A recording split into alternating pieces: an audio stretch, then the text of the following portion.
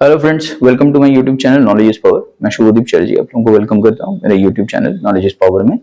आज का जो टॉपिक है that is based upon intrinsic value method of amalgamation.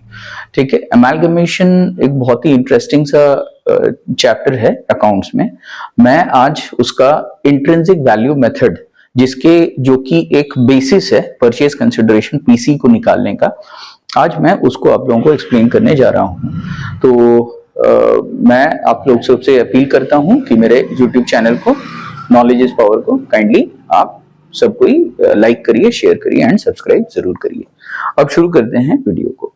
अब मैं सबसे पहले तो एक क्वेश्चन आप लोगों को रीड करके सुनाने जा रहा हूं जो कि स्मॉल लिमिटेड एज एट 31 दिसंबर 1988 लायबिलिटी साइड में दिया हुआ share capital shares of the face value of ₹10 each 1,50,000 strong 1,20,000 small reserves 95,000 10,000 secured loans 10% debentures 20,000 current liabilities trade creditors 47,000 32,000 total of balance sheet 2,92,000 strong 1,82,000 small assets fixed assets cost less depreciation strong 1,40,000 strong small 75,000 current asset stock 42,000 47,000 trade debtors 30,000 50,000 balance at bank 80,000 10,000 total 2,92,000 1,82,000 strong limited agreed to absorb small limited as at 31st December 1988 on the following terms.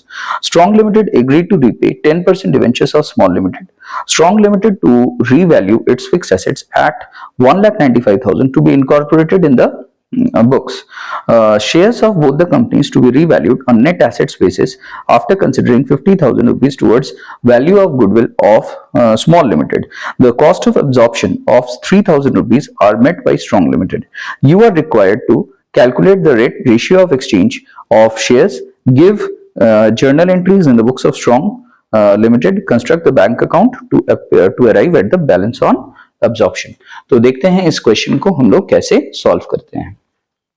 तो सबसे पहले तो मैं कुछ basic बातचीत आप लोगों से कर लेना चाहता हूं। सबसे पहले इंट्रिंसिक वैल्यू का मतलब क्या होता है? The word intrinsic value means fair value of shares.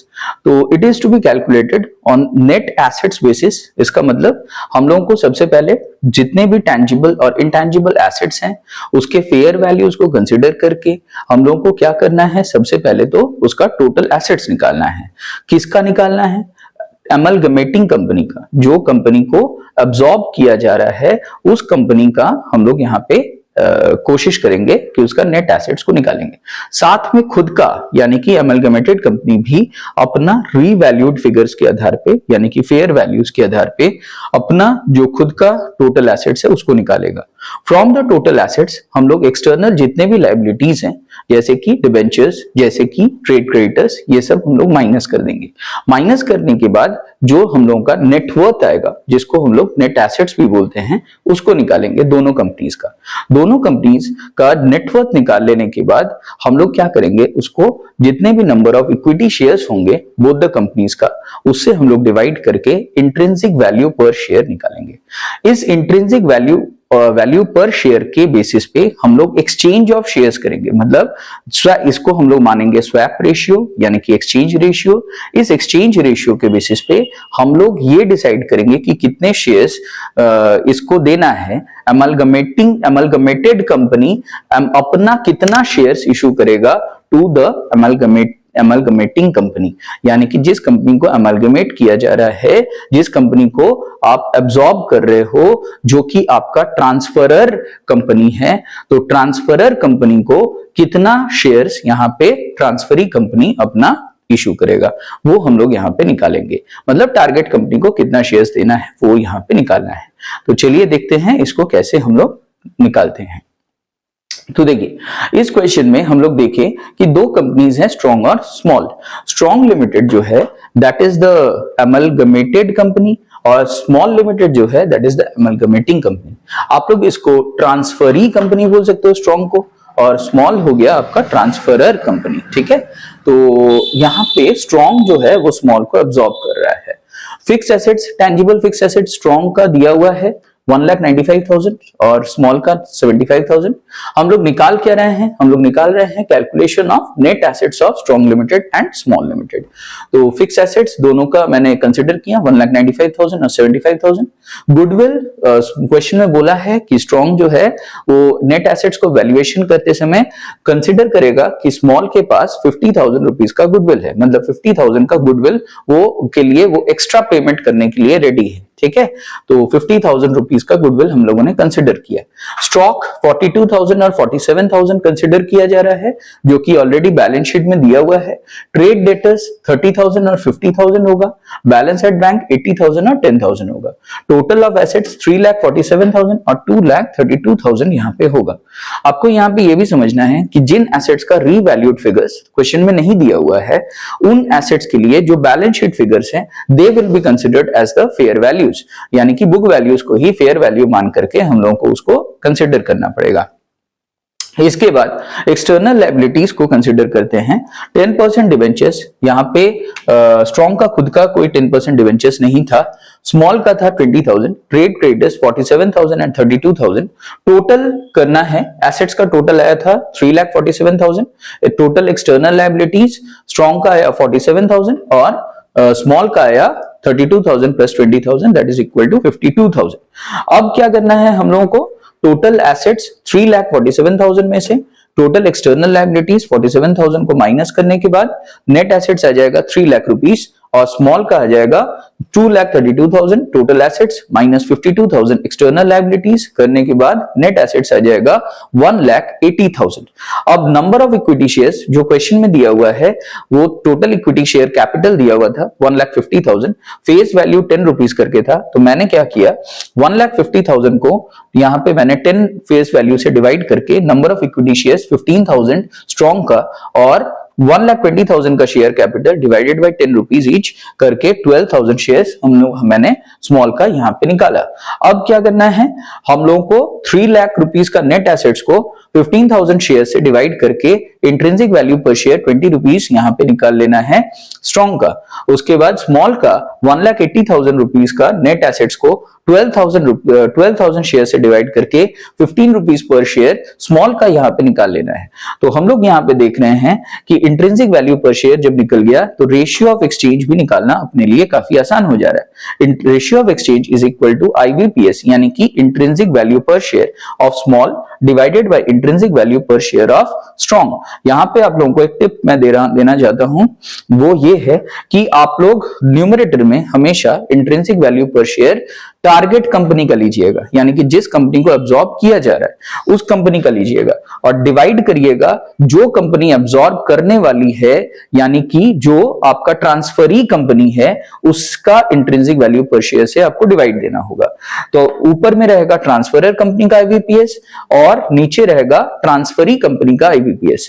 तो आपका यहाँ पे 15:20 का रेशियो आएगा और सिंप्लीफिकेशन करेंगे तो 3:4 आएगा। सिंगल वैल्यू निकालेंगे डेसिमल में तो 0.75 का यहाँ पे रेशियो ऑफ एक्सचेंज आएगा।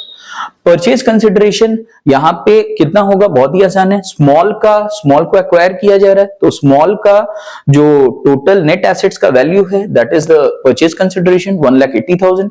अब कितना शेयर्स स्ट्रॉन्ग अपना इशू करेगा तो उसको हम लोग ऐसे समझेंगे कि number of shares to be issued multiplied by खुद का उसका जो फेयर वैल्यू है वो IVPS है दैट इज 20। तो number of shares to be issued multiplied by 20 should be equal to the purchase consideration 1,80,000। तो number of shares to be issued is equal to 1,80,000 divided by 20 that is equal to 9,000 shares. अब journal entries हम लोगों को करना है strong limited के books में। तो स्ट्रॉन्ग लिमिटेड के बुक्स में जब जर्नल एंट्रीज हम लोग करेंगे तो पहला एंट्री हो जाएगा business purchase account debit to liquidator of small limited account 1,80,000 being purchase consideration due. ये सारे जर्नल एंट्रीज जो मैं एक्सप्लेन करने जा रहा हूं वो अकॉर्डिंग टू AS 14 के हिसाब से होगा, ठीक है। अकाउंटिंग स्टैंडर्ड 14 इन एंट्रीज को रिकमेंड कर रहा है in the books of the transferee company. Transferor के बुक्स में क्या एंट्रीज होता है वो रिकमेंड नहीं करता है। Tangible fix assets account debit 75,000, goodwill account debit 50,000, stock account debit 47,000, trade debtors account debit 50,000, cash at bank account debit 10,000, to 10% debentures 20,000, to trade creditors 32,000, to business purchase ये वाला जो परचेज कंसिडरेशन का amount है 1,80,000, being assets and liabilities taken over. इसके बाद goodwill to account debit 3,000, to bank account credit 3,000, being cost of absorption paid, जो cost of absorption था उसका पेमेंट करना था 3,000 का। तो जब हम लोगों को पता है कि किसी का पेमेंट होता है तो चेक के जरिए हम लोग पेमेंट कर रहे हैं, ये मान करके चला जा रहा है यहाँ पे इस पर्टिकुलर क्वेश्चन में, तो इसलिए बैंक अकाउंट को क्रेडिट किया जा रहा है। डेबिट में कुछ नहीं है तो हम लोग को क्या मान लेना है कि this payment is made towards goodwill. तो goodwill account debit 3,000 to bank account credit 3,000, goodwill account debit 3,000 to bank account credit 3,000। अब लास्ट वाला एंट्री क्या होगा? Liquidator of small account debit 1,80,000, to equity share capital account 90,000, to securities premium account 90,000। Reason being कि 10 rupees का खुद का shares का face value था, उसको 20 रुपया में हम लोग इशू किए हैं, तो 10 रुपया फेस वैल्यू, 10 रुपया सिक्योरिटीज प्रीमियम का अमाउंट माना जाएगा। इसीलिए 1,80,000 को हमने आधा आधा बांट दिया है, 90,000 इक्विटी शेयर कैपिटल में चला गया है और सिक्योरिटीज प्रीमियम में 90,000 यहाँ पे चला गया है। इसके बाद कुछ एक्स्ट्रा एंट्रीज होंगे दोस्तों, जैसे कि डिवेंचर्स का पेमेंट करने का एंट्री होगा। क्वेश्चन में बोला था कि 10% डिवेंचर्स का रीपेमेंट वो करेगा, तो उसका एंट्री बहुत ही सिंपल है, 10% debentures account debit 20,000 to bank account credit 20,000। और उसके बाद क्वेश्चन में ये भी यहाँ पे मेंशन कर रहा है कि जो आपका जो गुडविल है दैट इज 50। अब यहाँ पे टोटल गुडविल कितना है होगा? गुडविल हो जाएगा टोटल, उसका वैल्यू हो जाएगा 50,000 और इधर 3,000, तो टोटल हो जाएगा 53,000 का यहाँ पे गुडविल अपीयर करेगा in the books of strong limited. I hope आपको अच्छे तरीके से सारी चीजें क्लियर हो गए। प्लीज लाइक करिए, शेयर करिए एंड सब्सक्राइब करिए मेरे YouTube channel knowledge is power को। थैंक यू दोस्तों। यहाँ पे एक और एंट्री होगा जो कि मैं बाद में हमको याद आया, दैट इज एक होगा आपका रीवैल्यूएशन ऑफ एसेट्स। तो यहाँ पे आप देख सकते हैं कि फिक्स एसेट्स, जो खुद का फिक्स एसेट्स था स्ट्रॉन्ग लिमिटेड, वो उसको रीवैल्यू कर रहा है। तो उसका ओल्ड फिगर, आई थिंक उसका जो ओल्ड फिगर था दैट वाज 1,40,000, 1,40,000 का उसके पास एसेट्स था, वो उसको रीवैल्यू करके 1,95,000 पे ला रहा है। तो जाहिर सी बात है यहाँ पे 55,000 का उसको रिवैल्यूएशन गेन अराइज कर रहा है, तो उसका एंट्री अराइज करेगा, उसका जर्नल एंट्री हो जाएगा fix assets account debit 55,000 rupees to revaluation reserve account credit 55,000 rupees. ठीक है, तो ये आप लोगों को बस एक छोटा सा एंट्री था वो मैंने बता दिया। Thank you.